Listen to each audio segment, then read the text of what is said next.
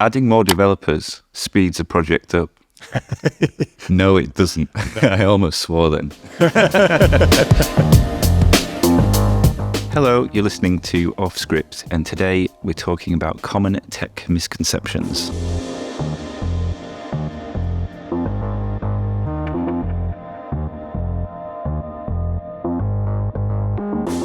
So, today we're going to talk about tech misconceptions. Yep, this sounds like it's going to be a multi-parter because there's a lot. Yeah, there's a few. So, I like this because there are a lot of tech misconceptions, and I think it's really important to have a rant about them on a public forum. Yeah, definitely. But I think, importantly, it's quite good to set the record straight around some things that maybe are used quite often in arguments in the wrong way. So, the first one that you had is particularly something that isn't discussed very often. This is front of mind for me because I'm building a web browser. Yes. But private browsing mode, and this may be obvious to some of you, but private browsing mode isn't private. Yeah. But the misconception is that it is. Well, I guess it's down to what the definition of private is, right? Yeah, so it's an unusual thing because it kind of goes back to incognito on Chrome. I think was the first implementation of this. But I think it was around shared computer use, wasn't it? So multiple people access to the same computer. Yep. You've been shopping for a Christmas present, and we'll use that example. Yeah. And you don't want that history showing up. Yep. But that particular use case doesn't really happen anymore because shared devices are less, although they are, like you might share an iPad or something, it's unlikely you're going to share an iPhone. Macs will make you set up different logins for different people. So, but yeah, the actual data, all the tracking data and advertisers and everyone will still be able to see about your embarrassing rash. And it's worth bearing that in mind. Yeah, I think and that's the thing is, privacy in this context is about separation of data, not a lack of transmission of that data. Yeah. So if you log into Instagram or Facebook in private browsing mode and then navigate elsewhere that has a Facebook or Instagram tracking pixel, they've got you. Yeah. They know. They'll retarget you with that. And they're piecing together that graph of you and what your likes and dislikes are and everything else around that. Yeah.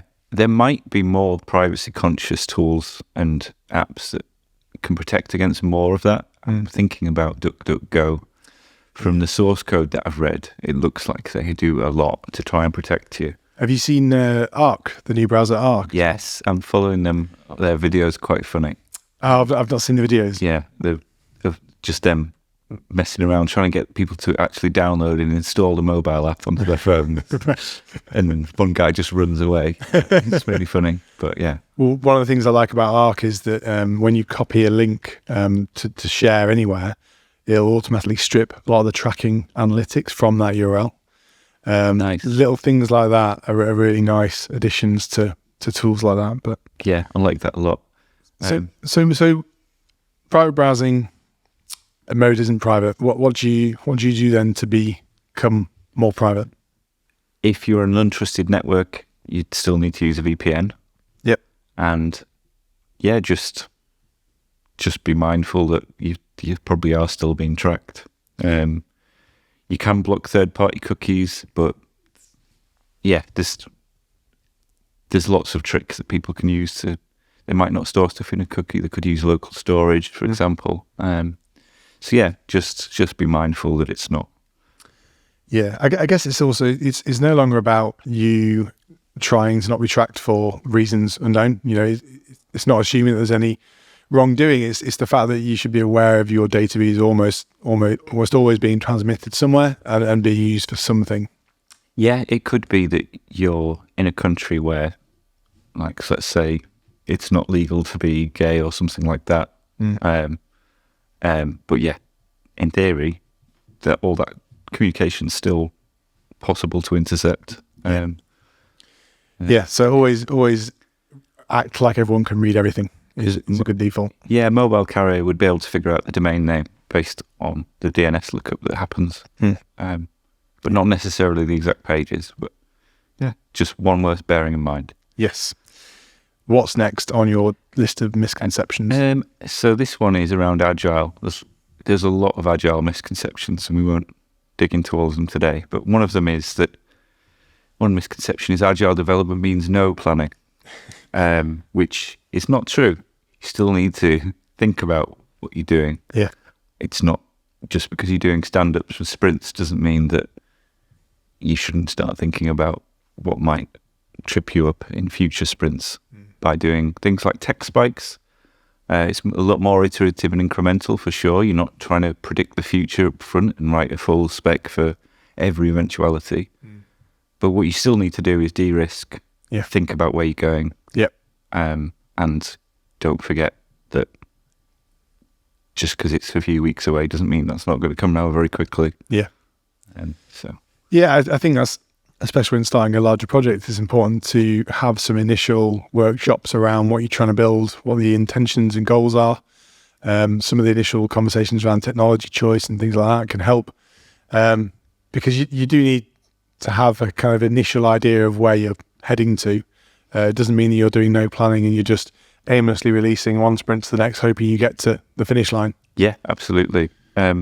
Because that's just wishful thinking. Madness. Yeah, absolutely. The next one is a real pet peeve of mine. Adding more developers speeds a project up. No, it doesn't. I almost swore then. But it really doesn't. Have you had a tough week? It's only Monday, by the way. It's Monday, yeah. This doesn't work. The reason this doesn't work is every new person you add, the pathways between that person and all the other people just grows exponentially. Yeah. There's a nice little diagram where you have 3 people, the communication pathways between those 3, nice, simple. You add more and more, and it just looks like an absolute mess. Yeah. And that's what happens in real life. And it's awful. That diagram you mentioned is one of my favourite illustrations of how bad communication can get if you start adding that many people to a single squad or something like that. Yeah. I can't remember who authored the diagram, but it's really good. It looks like one of those spirograph things you used to get. Yeah, I think it's in a few books. It's in Taming Wild Software Schedules, the rapid development book. It's probably in Code Complete. But dig that out next time the client says, can we just add 3 more devs? Yeah, I think that's a really important point there, right? It's trying to articulate that developers aren't just, and this is back to one of my peeves, which is developers aren't just resources. You can't just scale up you can't just drag the slider of developers and hope that everything gets faster. No. Because usually when you add more people to any scenario, not just development, it usually makes things more crazy. Yep, and unpredictable. You still got all the onboarding to do. Yep. Their code needs to land at some point. That has headaches. One of the biggest kind of red flags for me is when you look at some companies and you see that they have, depending on the size of the company, you'll have like a senior leadership team or something like that. If you've got a senior leadership team with 30, 40, 50 people in it, that's a big red flag. Yeah. You're having a bad time there, and communication is going to be really difficult. Yeah, 100%. There are ways to do this. I don't know of a very unpainful way to do it other than spinning up an entirely different team, which takes a different chunk of the project. Yeah. But it's way more costly than you think it's going to be. Well, at that point, you're basically talking about an organizational restructure mid-development, and that's quite challenging. Might as well just set a fire to your own house and hope for the best. Yeah. So is that one of your top tips? Yeah, top tip. Just don't bother adding more people. But no, I think it's important as well. A kind of side topic from that is, if you are on any sort of process or project like that, you need to allow these things time to develop and kind of bake in. Making changes to teams all the time and not allowing you to get that kind of velocity of teams understood properly is often part of the problem. Just thinking you can add more people might not be what you need for certain projects. Yeah. The next one is code should be optimized right from the beginning. Nope. So you'll find some devs really like to do this because it's kind of like what we call a dev wank. Should probably come up with a better PC term for that. But it's kind of satisfying to do, Yes. but ultimately pointless because Yes. in the early stages, you might just be writing that code just to see if it works, Yeah. just to see if it's the route you want to go down, and then you might end up having to change it later. So if you optimize it, so you might notice, oh, this piece of code is reused in 2 places. I'll make another abstraction and abstract this out, and then the third place that you'd have used it comes along and it's completely different. Yeah. Then you try and modify your abstraction into this mess, and then you've made all this fancy but very delicate code that abstracts all this away.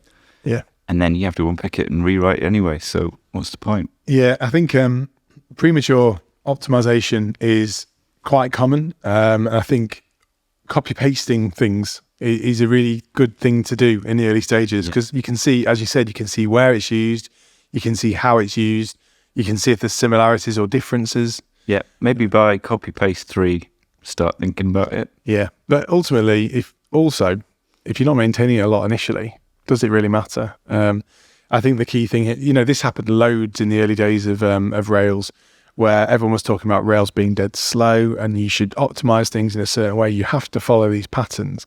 Ultimately, the scale of which you would start to experience issues around database load or slow code, being executed lots of times, you're talking about so many requests that you might not even have with your application right now. You might not have the use case for that in the first place. Yeah. When I was hacking on things really early days, don't even think about indexes on tables. Don't even think about, just crack on, get it working. And then when you're in production, and obviously you've got all your monitoring in place, you can see where those points of pain are. Yeah, 100%. So I've got absolutely no qualms with copy pasting an entire component or set of components, putting it behind a feature flag, playing around with it. Yep.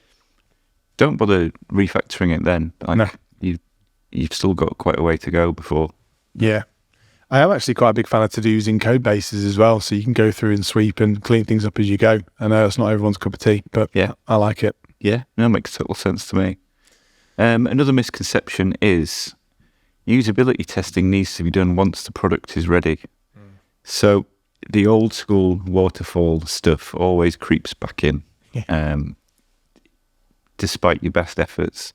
So it can be quite painful for founder or startup or even a product development team to show customers very early versions of the app or website or web application, whatever it is.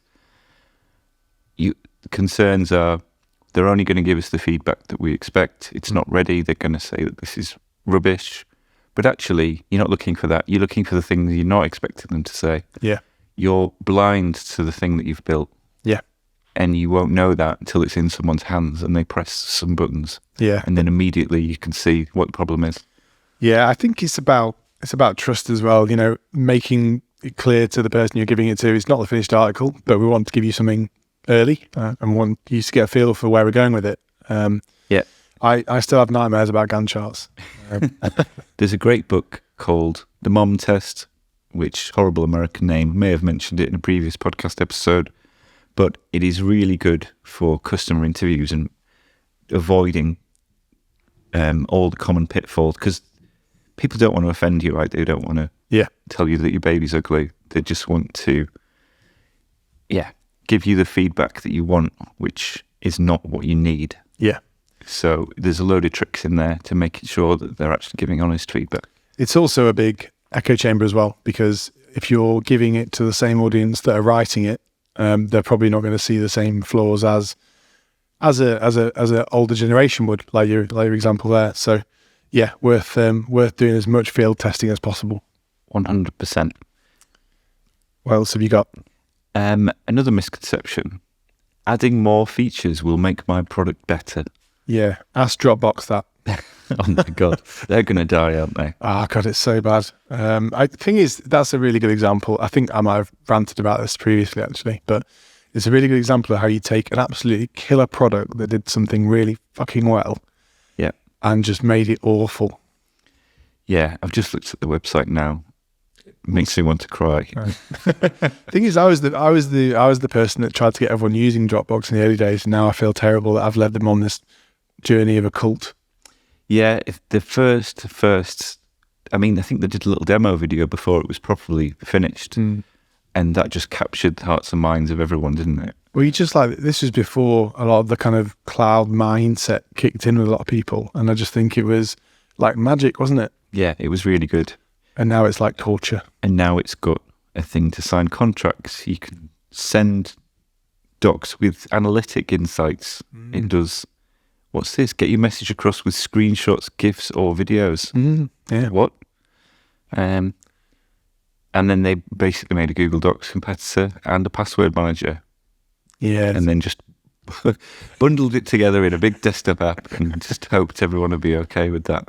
I think that does articulate your point quite well, though. Yeah. Don't add more features if you don't need them. No, and that's going to be a tricky one because the people at the top will be banging a drum. We need to sell more units. We've promised customer X this. You add that feature in, you need to support that forever now. Yeah. And that's going to thin your effectiveness. You don't necessarily need to support it forever. You could do what Google do and kill. Oh yeah, just wait till people use it and then kill it off. Yeah. Have you got over Google Reader yet? Are you okay with that? I thought my week was going badly already. Sorry. But no, I have not got over that. Sorry, I will never get over it. Triggered you. I'm really sorry. And finally, is there one more misconception we had? AI will replace developers. This is a new misconception. Everyone's getting pretty terrified. I don't think this is going to be true because there's still going to be everything else that developers need to do. The backlog is not getting shorter. We're just going to move through it more quickly. The backlog is infinite. Yeah. We are coding forever. I'm sorry, it's a Monday, but It is. Your work is never done. with a positive spin, your work's never done. There's always more to be done. So, yes, AI will replace a bunch of tasks that we don't want to do. It will also replace possibly some enjoyable tasks, but the pie will just get bigger. Yeah. And we'll just make more stuff quicker and better. I think there are always interesting product problems to solve, and I think having more time to solve some of those problems is good. I saw something the other day, a tweet that's like, if you're not using AI to generate your documentation, you're missing out. I'm like, no, you can fuck off. Yeah. Like, I can get on board with using AI to get rid of this sort of blank page syndrome that you face. Like, if the thought of a completely blank sheet terrifies you, using AI to give you a few high-level bullet points to get you started, no problem with that whatsoever. You do still need to use your brain, though. But I think that's the thing. The issue is I have a bad enough time coming back to my own code, understanding what's happened. let alone some code that an AI's come up with, yeah. Exactly. So I don't think it's going to replace developers. What it is going to do is possibly support you in ways that you don't yet realise and give you more freedom to focus on the things you want to be doing. Yeah. I think it'll augment rather than replace. Yeah. Developers that use AI will replace those that don't. Yeah. AI itself won't replace you. Hopefully not. Touch wood. Saying that with fear in his eyes. But we do have an applied AI event, which I'm going to plug. Please do. Coming up on the 27th of April. And we'll be showing people how to use AI in their day-to-day lives and a little bit of development stuff as well. Excellent. But it will be good. How do you get tickets to that? It's on Eventbrite, and I will post the link in the show notes. Is that part of the Leeds Digital Festival? It's part of Leeds Digital Festival. There's in-person, which includes some alcohol and food. Yeah. And then there's an online streaming version. Excellent, where you could get a drink yourself at home. Yeah. Help yourself to your own drinks. Fantastic. Cool. Well, yeah, check out the show notes for that. That sounds like a great event. I will be there. Awesome. Well, thank you very much for listening.